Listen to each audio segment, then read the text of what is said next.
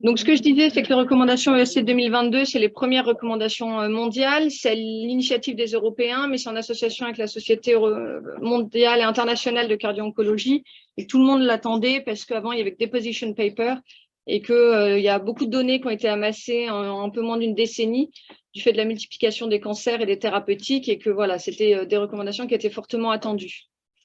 Ce travail-là a été, voilà, je vous rapporte les recommandations, mais je vous rapporte aussi le travail qui a été fait depuis 2 ans avec l'équipe d'oncologie, de dermatologie et d'hématologie du service, et notre service sur le cadre du change. Et l'idée, c'est de vous montrer un peu les recommandations et les outils qui ont été développés à l'issue de ce travail. Donc, ce que je disais, c'est que la rémission dans le cancer, c'est pas l'absolue guérison, parce que finalement, ça, c'est le patient à qui on diagnostique un cancer et qu'on traite pas qui finit par mourir. Là, c'est le patient à qui on diagnostique un cancer et qui on traite, mais qui finit aussi par mourir, mais on améliore franchement sa survie. Et puis là, c'est le patient à qui on diagnostique un cancer qu'on traite et qui développe une pathologie cardiovasculaire concomitamment, et on voit que sa survie est grévée. Et puis finalement, quand on prend en charge de façon cardio-oncologique les patients, on améliore leur survie et c'est tout l'enjeu de ce topo et de cette filière. Alors, pourquoi les thérapeutiques oncologiques ont un effet cardiovasculaire? Alors, on sait pas, on n'a pas toutes les données, toutes les infos. Ce qu'on sait, c'est qu'il y a une cardiotoxicité directe des thérapeutiques. Et ce qu'on sait aussi, c'est que ça accélère ou décompense une pathologie sous-jacente fréquemment. Ça, c'était des ados qu'on a suivis 17 ans qui ont présenté un cancer dans leur enfance et on voit un peu les complications graves qu'ils font à long terme. Ils sont suivis une vingtaine d'années. Ce qu'on voit, c'est que les effets indésirables cardiologiques, c'est une des premières choses qui arrivent dans le futur des patients en rémission d'un cancer avec le remplacement articulaire, l'insuffisance cardiaque, la coronaropathie et puis les démences et la deuxième néoplasie. Donc, c'est fréquent. C'est fréquent et ça touche toute la sphère cardiaque. Ça touche l'HTA, l'hypertension pulmonaire, le péricarde, la maladie thromboembolique veineuse, l'atteinte vasculaire périphérique, les troubles du rythme, les atteintes valvulaires, les coronaires et puis le myocarde. Donc, c'est assez large comme panel. Et tout le challenge de la cardio-oncologie, c'est de connaître les effets indésirables des thérapeutiques. Et on va voir que c'est pas si facile. C'est de suivre les malades et de savoir comment les suivre. Et ça, je vous expliquerai comment. C'est d'identifier les patients à risque, de les traiter en prévention une fois qu'on constate les dommages, de discuter ce qu'on fait du traitement oncologique, puis à terme et comme objectif de prévenir, limiter les complications et d'améliorer la survie de ces malades. Ça nécessite, comme vous voyez, des discussions entre plusieurs spécialités. La cardio-oncologie, c'est une discipline très transversale et d'avoir pas mal d'infos pour prendre en charge les malades au mieux. Alors, la première chose, c'est connaître les effets indirects des molécules. Alors, on est d'accord qu'on ne peut pas tout connaître par cœur et c'est pour ça que le premier outil qui a été développé, c'est ce tableau-là que je vous envoyais par mail avant, que vous pourrez regarder à tête reposée. L'idée, c'est pas de le connaître par cœur. L'idée, c'est juste de savoir comment retrouver les infos quand on en a besoin. Donc, c'est le tableau qui regroupe toutes les molécules qu'on utilise sur le change avec leur DCI et leur nom de spécialité quand ils en ont. Ils sont classés par classe et globalement, on donne tous les effets indésirables avec un peu la fréquence, c'est-à-dire 2+, c'est plus, E1+, etc. L'idée, c'est de quand on nous demande d'évaluer un malade sous traitement, on sait globalement ce que rechercher. Donc, l'idée n'est pas de la prendre par cœur, mais l'idée est de l'avoir un peu sur les bureaux des PC ou affichée pour prendre au mieux en charge les malades. Les 4 choses un peu importantes qu'il faut retenir, et les 2 premières, vous connaissez bien, mais c'est anthracycline, anti-HER2, ça donne de la dysfonction VG, et c'est ça qu'il faut surveiller en priorité. Et puis, les inhibiteurs des tyrosine kinase, ça donne l'allongement du QT et l'HTA. Et puis, il y a après l'effet indésirable grave, mais rare, qui sont les myocardites sous checkpoint inhibiteur. Donc, encore une fois, c'est des outils qui ont été développés, pas à connaître par cœur, mais à avoir un peu dans la poche, quoi. Alors, il y a 2 types de toxicité. Il y a la toxicité type 1 qui est irréversible, qui est surtout ce qu'on dit propre aux anthracyclines, qu'on connaît depuis longtemps, parce que les anthraces, on les connaît depuis, on les utilise et on les connaît depuis longtemps. C'est dose dépendant et ça entraîne une nécrose cardiomyocytaire, c'est-à-dire que c'est irréversible parce que les cellules meurent. La toxicité de type 2, c'est globalement toutes les autres thérapeutiques. Donc, c'est les non-anthracyclines, c'est doses non dépendants. Et puis, il y a des mécanismes de réparation cellulaire, ce qui fait qu'il y a de la réversibilité. Comment on définit la dysfonction VG post-traitement oncologique? Alors, il y a des définitions assez précises. En pratique, ce n'est pas toujours facile de les utiliser en pratique clinique, mais globalement, c'est la dysfonction VG de plus de 10% et une valeur inférieure à 50% ou une baisse de plus de 15%, que ce soit en écho ou en IRM.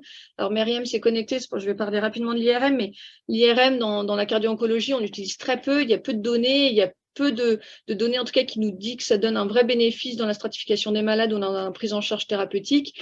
On sait que le CV a une meilleure valeur pronostique que le LGE, par exemple, mais globalement, on l'utilise quand il y a une échogénicité moins bonne pour calculer des FE ou pour suivre des modifications de la PVG, mais globalement, on a peu d'infos pour savoir comment utiliser l'IRM dans cette discipline-là. La dysfonction VG post-traitement oncologique, on parle aussi de la baisse du strain à plus de 15% de la norme, ou si elle baisse inférieure à moins 18%. Il faut que ce soit confirmé normalement par un deuxième examen 2 à 3 semaines plus tard, dans l'idéal avec le même opérateur. Puis après, on précise si c'est symptomatique ou non, si c'est réversible ou non. Ce qu'on sait, c'est que la dysfonction VG sur les intras, encore une fois, c'est surtout de la toxicité de type 1, donc c'est surtout irréversible, mais il peut y avoir un peu de type 2, elle peut être immédiate, mais c'est rare, elle est souvent précoce dans l'année, mais elle peut être aussi tardive. Et c'est ça qu'il faut bien avoir en tête, c'est que les malades, et c'est un peu le même principe que dans la cardiologie congénitale, c'est que c'est pas parce qu'ils ont été réparés ou c'est pas parce qu'ils sont en rémission qu'il faut pas les suivre au long terme.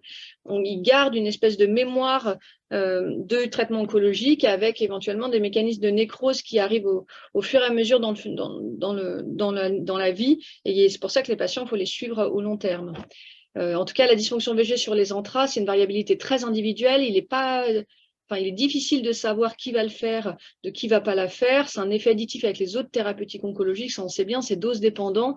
Et quand ça survient, on a du mal à savoir s'il y a de la réversibilité ou pas. Et ce qui est très important à savoir, c'est que d'une part, ça peut arriver 7 ans plus tard, et d'autre part, c'est longtemps asymptomatique. Et c'est pour ça qu'il ne faut pas juste se fier aux symptômes. Alors que la dysfonction VG sur les anti-HER2 et notamment les anti-VEGF, c'est réversible, c'est de la toxicité de type 2.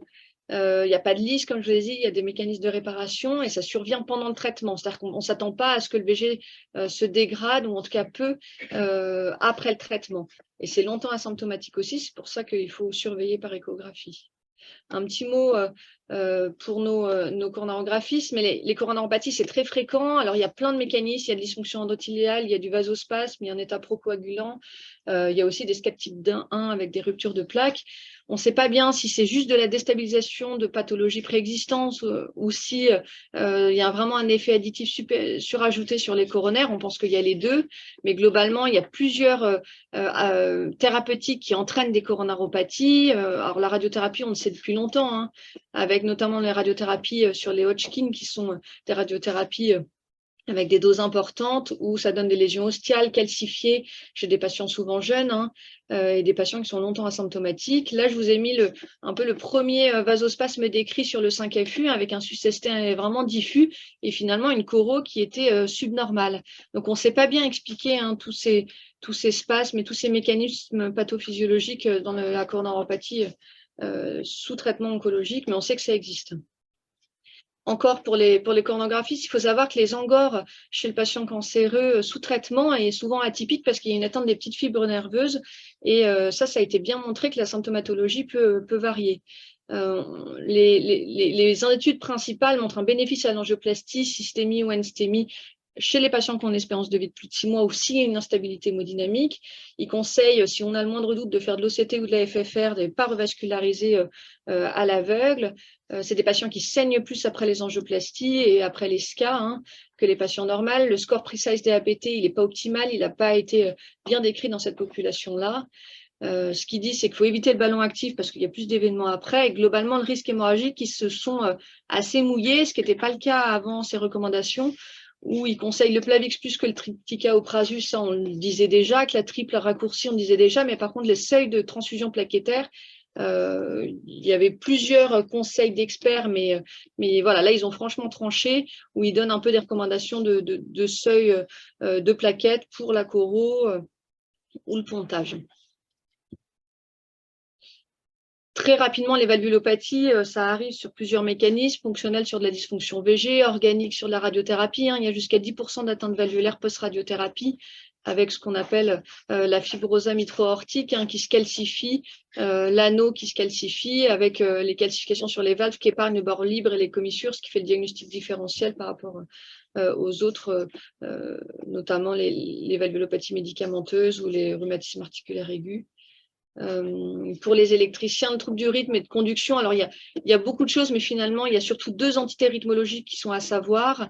L'allongement du QT, et encore, ils en parlent beaucoup dans les recommandations, mais finalement, les thérapeutiques qui disent à haut risque élèvent juste de 10 millisecondes le QT, ce n'est pas non plus des choses incroyables. Surtout l'arsenic. L'arsenic, il faut savoir qu'on l'utilise dans les... C'est cancéreux à long terme si on l'ingeste, mais c'est aussi utilisé dans les cancers. Et l'arsenic, puis les inhibiteurs de tyrosine kinase, c'est pourvoyeur d'allongement du QT, mais encore une fois, c'est un allongement assez modéré.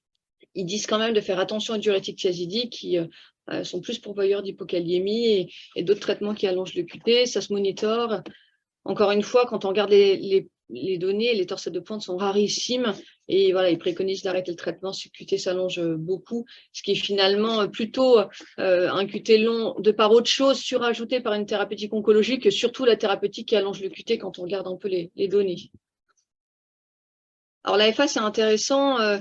Faut savoir que le Schwarzbach et le Hasbled n'ont pas été validés dans la population oncologique, qu'il y a des cancers qui font plus saigner, d'autres qui font plus thromboser. Ça, c'était un beau papier. Amélie pourra nous en parler parce que elle a participé à ce papier. Mais voilà, ça c'est la ligne non-cancer. Et puis après, finalement, on compare par rapport aux populations non cancéreuses. Par exemple, le cancer du pancréas, bon, bien sûr, ils meurent plus que les gens qui n'en ont pas. Mais par contre, ils font plus de thrombose et ils saignent plus. Alors, il y a d'autres profils de cancer qui font plus de saignement et moins de thrombose, etc. Et puis, il y a des cancers qui font plus de FA que d'autres. Et ça, c'était aussi intéressant de savoir qu'un cancer ne vaut pas un autre cancer. Et dans la FA, ça a été bien montré que certains cancers font plus de FA que d'autres. FA et cancer font plus d'insuffisance cardiaque. Et encore une fois, ils rappellent d'être très prudent dans les thérapeutiques oncologiques, d'utiliser en concomitance l'inhibiteur calcique bradycardisant, parce qu'il y a beaucoup d'interactions médicamenteuses. Ça, on le sait de base, mais on le sait encore plus avec les thérapeutiques oncologiques. Attention à la cordárone et le QT, mais encore une fois, le QT, on en a parlé, c'est plutôt un épiphénomène. Et puis, on peut utiliser les NACO, ça, les vasculaires, ils nous en ont bien parlé, avec les analyses secondaires de Rokataev et d'Aristotle. Alors l'HTA, il y a plein de mécanismes, c'est surtout les antityrosine kinases qui sont les cancers rénals et les mélanomes. Julie de Quatre-Barbes qui est connectée et Quentin Rubaud en dermato, on le sait bien, et souvent quand on met les traitements, on décompense une HTA préexistante ou on en fait apparaître une. L'effet est précoce, c'est jusqu'à la première année du début du traitement. On fait beaucoup d'automesures tensionnelles chez ces malades. Il faut être prudent parce que si on arrête ces traitements-là, parfois les patients ils ont une brutale chute de pression qui peuvent être symptomatiques. Il faut un peu le prévenir en décroissant la posologie des thérapeutiques à ce moment-là. La myocardite, à ce que je sache, on n'en a pas eu sur le change, mais je peux me tromper. C'est rare, il y a 1% d'incidence. C'est surtout dans les 3 premiers mois des inhibiteurs du checkpoint. La mortalité est très élevée, jusqu'à 50%. Le CG, ça se présente par un BAV complet en général sur une atteinte septale. Il faut rechercher l'atteinte extracardiaque qui est associée. Il faut penser à l'atteinte de myosite, ptosis, diplopie, myopathie, myalgie. L'IRM cardiaque, il n'y a pas de spécificité. Il y a quelques papiers qui en parlent, mais franchement, c'est que le début. On se pose la question du PET et bien sûr de la biopsie avec l'infiltration des lymphocytes T et la destruction des cardiomyocytes qui est différent d'autres myocardites qu'on connaît. Et clairement, pour le coup, myocardite sous traitement oncologique, ça entraîne une contre-indication du traitement. L'atteinte péricardique, il faut le savoir parce qu'il y a beaucoup d'épanchements péricardiques chroniques asymptomatiques qui font suite à des traitements oncologiques où parfois on s'acharne à les surveiller, on s'acharne à les enlever. Quand c'est modéré et que c'est asymptomatique, c'est assez fréquent et il faut juste les regarder. Post-radiothérapie, il faut quand même avoir en tête qu'on a jusqu'à 20% de risque de construction. Et puis la péricardite aiguë sous traitement, ça se voit, et après radiothérapie aussi. Donc voilà, il faut y penser. Tout l'intérêt de savoir tout ça, c'est d'identifier les patients, à la fois les patients à risque, parce que plus le patient sera à risque, plus la cardiopathie sera sévère et plus le tableau clinique sera bruyant. Et finalement, identifier les patients à risque, c'est calculer un score de risque qui est individualisé par les caractéristiques propres du patient et la classe thérapeutique. Et c'est ça tout l'enjeu des recommandations. Alors, les recommandations, c'est 133 pages, c'est 837 références bibliographiques, donc c'est très lourd, c'est compliqué, elles sont très denses, il faut les relire plusieurs fois pour comprendre. Mais en tout cas, voilà, tout l'objectif des recommandations, c'est de donner des scores de risque pour identifier les patients qui feront les complications cardiovasculaires les plus sévères. Donc, le score de risque, ça se présente comme ça. Alors, c'est assez difficile à lire, mais c'est par la colonne, c'est par classe thérapeutique. Donc, les antras, c'est là, les anti-HER2, etc. Et c'est pour ça que je vous ai envoyé le PowerPoint qui est le score de risque par classe thérapeutique. Donc, dans l'autre PowerPoint, vous voyez la classe thérapeutique, dans quel cancer on utilise, quels sont les facteurs de risque qui nous font tiquer sur une probabilité plus importante de faire des complications. Et puis après, le calcul du score de risque. Et finalement, le calcul du score de risque, c'est selon les recommandations, c'est par classe thérapeutique, on calcule un score et je vous ai mis un rouge là. Et donc, voilà, c'est la façon de calculer le score, c'est-à-dire qu'on est à bas risque si on n'a aucun des facteurs de risque en question. On est à risque modéré si on est entre 2 et 4 points et à haut risque si on est à plus de 5 points ou égal à 5 points. Alors ça, voilà, on en a beaucoup discuté parce que ce topo-là, je le fais, mais on s'est déjà vu avec les hématos, les dermatos et les oncologues, mais de savoir, voilà, c'est plutôt à nos confrères de calculer le score, de nous dire, bah voilà, il est à haut risque, il est à risque modéré, mais on aura peut-être pas, ils auront peut-être pas toutes les infos, il sera à nous aussi d'optimiser le score de risque. Et l'idée, c'est qu'en fonction des patients, bah, on fait une évaluation initiale de la cardio-oncologie, et puis après, on les suit par classe thérapeutique et selon le niveau de risque. Parce qu'il faut bien comprendre qu'il y a deux temporalités pour ces malades-là. Il y a une première temporalité pendant le cancer où ils ont un risque de complications et puis il y a une autre temporalité à long terme. Et encore une fois, on sait que ces patients, il faut les suivre sur le long terme et notamment ça, c'était les patients suivis après une chimiothérapie pour un cancer et on voit qu'ils font plus d'événements d'insuffisance cardiaque même à 144 mois, ce qui est 12 ans. Donc, il faut les suivre sur le long terme. Et donc, finalement, suivre les malades, ça dépend donc de la classe thérapeutique. Donc là, je vous ai mis l'exemple des anthracyclines. Donc, on les évalue, on calcule le score de risque. Ensuite, on sait ce qu'ils sont à bas risque, risque modéré, haut et très haut risque. Et en fonction de leur score de risque, on les suit d'une façon différente. Et ça, donc dans l'autre PowerPoint, vous avez par classe thérapeutique la modalité de suivi, je dirais. Donc, les bas risques, par exemple, pour les antras, on n'a pas besoin de les voir. Les hauts et très hauts risques, on a besoin de les suivre par échographie régulièrement. Ça a vraiment changé avec les recommandations où ils disent vraiment ce qu'on a besoin de voir dans le suivi de ceux qu'on n'a pas besoin de voir. Par contre, dans la très grande majorité des cas, il faut les voir une première fois avec une consultation assez poussée, c'est-à-dire pas juste une échographie. Il faut les voir pour faire le point sur leurs facteurs de risque cardiovasculaire, les biomarqueurs, l'écho et le CG pour pouvoir calculer le score de risque et pouvoir savoir comment on les suit après. Et donc, dans l'autre PowerPoint, vous avez par classe thérapeutique exactement comment on calcule le score de risque, dans quelle catégorie le patient se trouve, et puis après, comment le suivre. Parce que finalement, la dysfonction VG post-traitement oncologique, l'idée, c'est pas de s'en rendre compte une fois que le patient est symptomatique. L'idée, et ça on le sait bien, c'est qu'au début, le dommage myocardique se place avec une élévation des biomarqueurs, on peut le voir très précocement, puis le strain s'altère, puis la FEVG s'alterne, enfin le patient est symptomatique, et puis ce qu'on sait, c'est que plus le patient est symptomatique, plus il a de risque de mourir. Globalement, c'est souvent la probabilité, c'est plutôt des dysfonctions ventriculaires gauche légères à modérées et peu symptomatiques, mais dans l'idéal, et l'objectif de toutes ces recommandations, c'est d'essayer de dépister précocement les atteintes. Alors, les biomarqueurs, c'est un grand sujet et c'est compliqué parce qu'il n'y a pas beaucoup d'infos. Ce qu'on sait, c'est que les valeurs normales et les seuils ne sont pas définis dans la population oncologique. Donc, on ne sait pas bien à partir de quand on s'inquiète. On sait, à cause des recommandations, qu'il faut beaucoup monitorer les biomarqueurs. On ne sait pas bien quoi en faire. Ce qu'il faut globalement retenir, c'est que ce n'est pas parce que la troponine s'élève sous traitement qu'il faut arrêter le traitement oncologique. Ce qu'il faut comprendre, c'est que c'est un marqueur de risque de cardiotoxicité à moyen terme. Que l'élévation, donc encore une fois, ne doit pas faire arrêter le traitement, mais que c'est la clinique et la cinétique qui priment.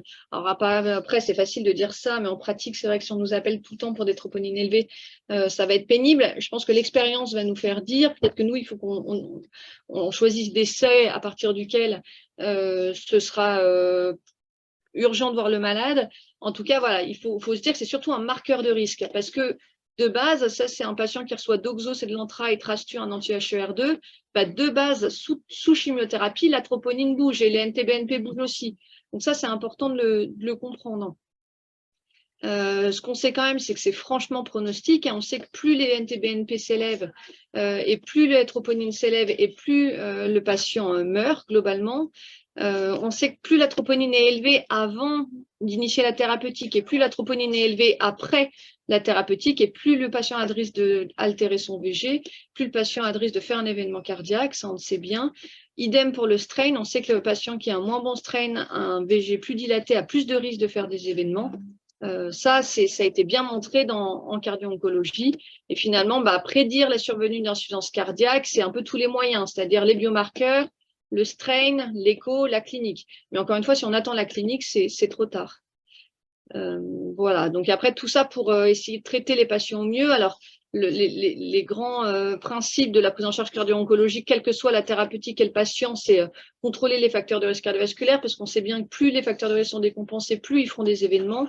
Arrêter tout ce qui est drogue au sens large, alcool, tabac, etc. Et puis favoriser l'activité physique. Il y a un gros papier de l'activité physique dans le cancer qui avait vraiment montré une diminution des hospitalisations, une diminution des effets indésirables sur la chimiothérapie, une réduction du stress, des syndromes anxieux, dépressifs et une amélioration des fonctions immunologiques, cardio-respiratoires. Donc, il faut l'encourager. Et puis après, il y a toute la question de la cardioprotection. Alors, il y a plein de papiers, il y a plein de méta-analyses. Globalement, il serait plutôt en bénéfice de la cardioprotection, c'est-à-dire mettre des traitements avant que les dommages arrivent. Alors, il y a les IEC, les bêta-bloquants surtout qui ont été essayés. Il y a quelques ARA2 aussi. Ce qu'on sait, c'est qu'en tout cas, les patients qui en bénéficient font moins de dysfonction VG après, élèvent moins leur troponine après. Et globalement, ce qui a été recommandé, et le consensus des recommandations, c'est les patients qui sont à haut et très haut risque, et notamment s'ils sont sous antra plus anti-HER2, c'est plutôt d'initier IEC bêta-bloquant statine. Les statines, on ne sait pas bien comment ça marche, mais ça marche surtout. Dans les papiers de cardio-oncologie, j'entends. Si élévation, alors j'ai mis des petites étoiles franches de la troponine sous anthracycline, on conseille les IEC aussi. Les patients hypertendus, on a tendance à les switcher pour mettre des IEC, des bêta-bloquants, à visée cardioprotecteur aussi. Si baisse du strain, on ne sait pas bien ce qu'il faut faire, mais en tout cas, on a plutôt tendance à dire qu'il faut mettre aussi les traitements cardiotropes. Et puis après, par contre, s'il y a de la dysfonction VG, c'est vraiment, on les traite comme d'habitude. Au plus tôt, on sait que plus on les traite dans les premières semaines, et mieux ils répondent au long cours. Alors l'HTA, il y a des objectifs de tension selon le pronostic, c'est-à-dire que le patient multimétastatique, on va être un peu plus souple sur les objectifs. Globalement, on dit d'éviter les diurétiques thiazidiques et les inhibiteurs calciques bradycardisants, j'en ai parlé. Et puis après, alors ça je vous les mettrai, mais il y a plein d'algorithmes. Il y a l'algorithme pour le QT, il y a l'algorithme pour l'HTA, et globalement, il y a des objectifs de tension, c'est-à-dire que le patient métastatique avec un pronostic de moins d'1 an, on se donne jusqu'à 160 pour traiter. Alors, on pourrait se dire, on se donne moins. On pourrait se dire, on ne les traite pas du tout. Et puis, en fait, le risque hémorragique cérébral étant important, notamment dans les multimétastatiques cérébrales, c'est qu'ils conseillent quand même de les traiter au-delà de 160. Et en fait, voilà, les recommandations, c'est une multitude de tableaux, d'algorithmes. Alors, je vous enverrai les topos, mais globalement, il faut se dire qu'on individualise un peu plus en fonction du risque et du pronostic oncologique qu'avant. Ça, c'est l'algorithme sur la myocardite. La myocardite, encore une fois, ça contre-indique définitivement le traitement.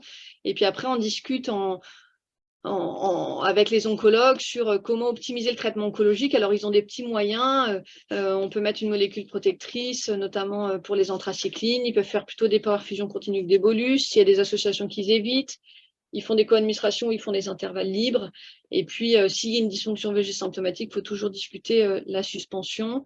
Donc ça, par exemple, c'est la prise en charge des patients sous anthracycline qui ont une dysfonction VG.